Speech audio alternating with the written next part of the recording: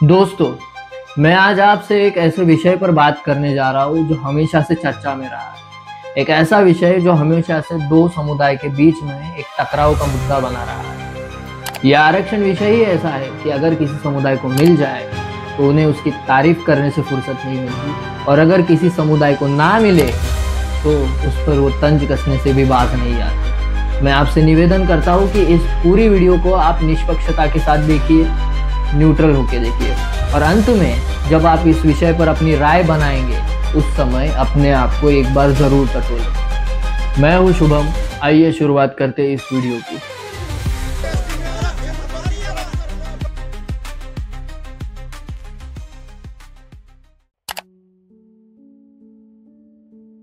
दोस्तों, हम अगर प्राचीन भारत के इतिहास में देखेंगे तो हमें कुछ चीजें समय के साथ काफी निखरती हुई दिखती है।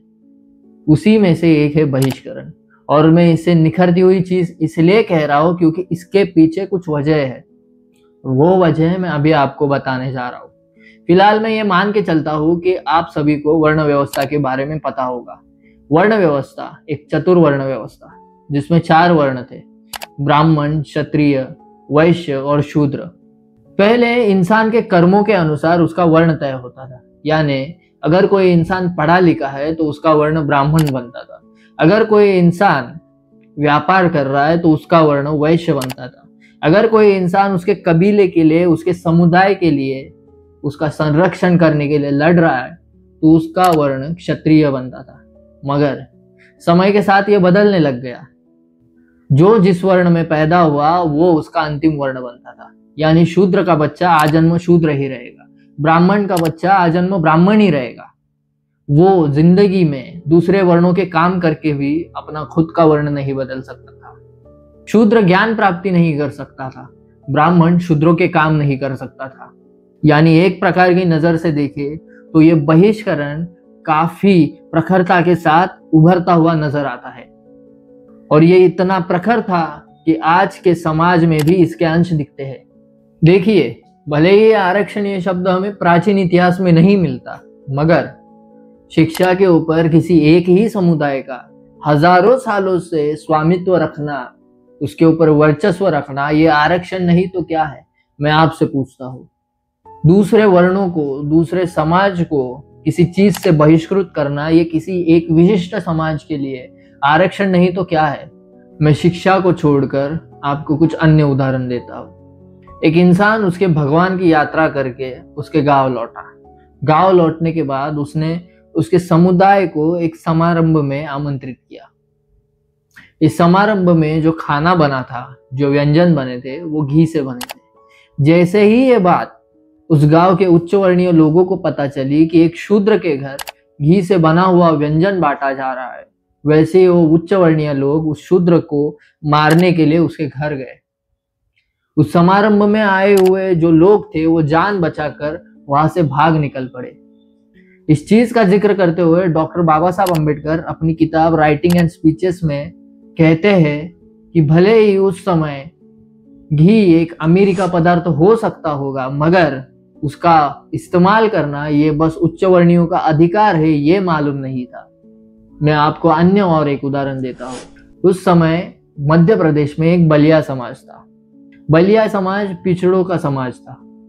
वो जिस गांव में बसते थे, वहां के उच्च वर्णीय लोगों ने उस बलिया समाज के ऊपर कुछ प्रतिबंध लगाए, जैसे कि बलिया समाज की औरतें सोने और चांदी के गहने नहीं पहन सकते, बलिया समाज के मर्द रंगीन धोती नहीं पहन सकते, वो जो पगड़ी पहनते हैं उसकी जो बॉर्डर है, उसकी जो काट है, वो गोल्डन कलर की नहीं होनी चाहिए। ये सब प्रतिबंध वहां के उच्च वर्णीय लोगों ने बलिया समाज पर लगाए। ऐसे कई सारी बातों का जिक्र डॉक्टर बाबा साहब अम्बेडकर ने उनकी किताब राइटिंग एंड स्पीचेस में किया है।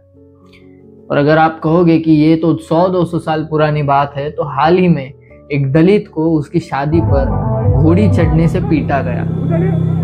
आप कहोगे कि इन सारी बातों का, इन सारी घटनाओं का आरक्षण से क्या संबंध है? संबंध है, क्योंकि किसी एक समाज को किसी चीज के प्रति बहिष्कृत करना, ये किसी दूसरे समाज को उस चीज के प्रति आरक्षित करना ही आरक्षण कहलाता है। साल 1902 में राजर्षि छत्रपति शाहू महाराज ने समाज में पिछड़ों की स्थिति जानकर उन्हें सरकारी नौकरी में और शिक्षा में आरक्षण दिया। साथ ही में उन्होंने लड़कियों के लिए अलग से पाठशाला भी निकाली, जिस वजह से उन्हें आरक्षण का जनक भी माना जाता है। महाराष्ट्र के कोल्हापुर में शाहू महाराज जी ने मुफ्त में पाठशालाएं भी निकाली, जिनमें प्राथमिक शिक्षण को अनिवार्य किया। समाज में चलती आ रही इस रूढ़ी परंपरा का उन्होंने विरोध किया। समाज परिवर्तन करना कोई आसान काम नहीं होता, इसमें समाज का विरोध सहना पड़ता है। हालांकि जो सही है, जो अनिवार्य है, वो समय के साथ समाज में अपनी जगह बना ही लेता है। मगर फिर आरक्षण की जरूरत क्यों?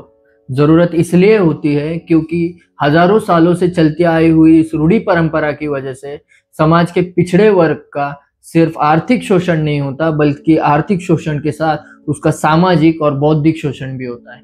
बल्कि उस पिछड़े समाज को चंद संसाधनें खुली कर देने की वजह से उनके सामाजिक स्थिति में सुधार आए, ये जरूरी नहीं। हजारों सालों से चलती आ रही इस जातीयता की वजह से समाज का वो तबका जो पिछड़ गया, उसे आरक्षण की जरूरत मुख्य धारा में लाने के लिए होती है। देखिए, मैं इसे और भी आसान भाषा में समझाता हूँ। एक घर में 2 बच्चे हैं और उन बच्चों के माँ बाप की उन बच्चों को हर दिन एक एक अंडा देने की क्षमता है। किसी एक दिन एक बच्चा कमजोर हो जाता है, बीमार पड़ जाता है। डॉक्टर आने के बाद बोलते हैं कि ये बच्चा आपका बीमार हो गया है, इसे पोषण की जरा ज्यादा जरूरत है। मगर ये बात ध्यान में रखनी है कि उनके माँ बाप की उन बच्चों के लिए हर दिन एक ही अंडा देने की क्षमता है। तो ऐसे में वो माँ बाप सोचते हैं कि हम एक काम करते हैं कि जो बच्चा तंदुरुस्त है उसका एक अंडा हम इस कमजोर बच्चे को देंगे, और जब तक ये बच्चा जो कमजोर है वो ठीक नहीं होता तब तक ये 2 अंडे खाएगा, और जैसे ये कमजोर बच्चा वापस ठीक हो जाएगा वैसे हम इसे 2 अंडों से वापस 1 अंडे पर लाएंगे। तो मैं आपसे पूछता हूँ कि आप इसे किस नजर से देखते हैं? क्या आप इसे उस तंदुरुस्त बच्चे पर किए गए अन्याय की नजर से देखते हैं, कि आप इसे उस कमजोर बच्चे पर किए गई सहायता की नजर से देखते हैं? मैं आपसे पूछता हूँ। देखिए, मैं ये बिल्कुल भी नहीं मानता कि आरक्षण एक गरीबी निर्मूलन का कार्यक्रम है, मगर बहुत सारे लोगों का ऐसा मानना है कि आरक्षण एक गरीबी निर्मूलन का कार्यक्रम है, और इसे वो भारत के विकास के बीच की बाधा भी मानते हैं। उन्हें लगता है कि शिक्षा और नौकरी में आरक्षण की वजह से उनके बच्चों के साथ अन्याय हुआ है। इसकी वजह से उनके बच्चों का काफी नुकसान हुआ है। उनके अंदर का ये जो गुस्सा है वो इन संसाधनों के ऊपर, जैसे कि शिक्षा और नौकरी, इन संसाधनों के ऊपर आरक्षण लगने की वजह से है। और जब भी उन चीजों के ऊपर आरक्षण लगता है जिसकी वजह से हमारी जीविका सुधरती है, हमारे सामाजिक स्थिति में बदलाव आता है, हमारे सामाजिक स्थिति में सकारात्मक बदलाव आता है, उसके ऊपर अगर आरक्षण लग जाए तो समाज में असहमति की परिस्थिति निर्माण होती है। आर्थिक स्थिति में सुधार आने की वजह से जरूरी नहीं कि उसके सामाजिक स्थिति में भी सुधार आए। इससे संबंधित मैं आपको एक घटना बताता हूँ।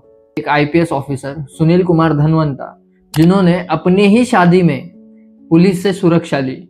वो पिछड़े जाति के हैं, दलित है, मगर वो पुलिस अधिकारी है। तो मैं आपसे पूछता हूँ कि भले ही उनकी आर्थिक स्थिति बदल गई, उन्होंने समाज में अपनी शिक्षा के दम पर ऊंचे ओहदे वाली नौकरी भी पाई, मगर क्या उनके सामाजिक स्थिति में बदलाव आया? क्या उन लोगों की सोच में बदलाव आया जो आज भी सोचते हैं कि दलित एक घोड़ी चढ़ने के लायक नहीं? गुजरात में एक इंडियन आर्मी में काम करने वाले दलित के ऊपर पत्थर बरसाए गए क्योंकि वो भी उसकी शादी में घोड़ी चढ़ा था। हाल ही में बनारस हिंदू विश्वविद्यालय में शिवम सोनकर को एडमिशन नहीं दिया गया। वो एससी कैटेगरी में आते। उन्होंने एंट्रेंस टेस्ट में दूसरा नंबर निकाला था। इसके बावजूद एडमिशन करने वाले अफसरों ने उस छात्र को जलील किया और बहुत ही जाति सूचक टिप्पणी की। कहा कि तुम दलित हो, तुम मेरे जूते साफ करो। तो मैं आपसे पूछता हूँ कि जिन दलितों के आर्थिक स्थिति में सुधार आया, क्या उनके सामाजिक स्तर में सकारात्मक बदलाव आया?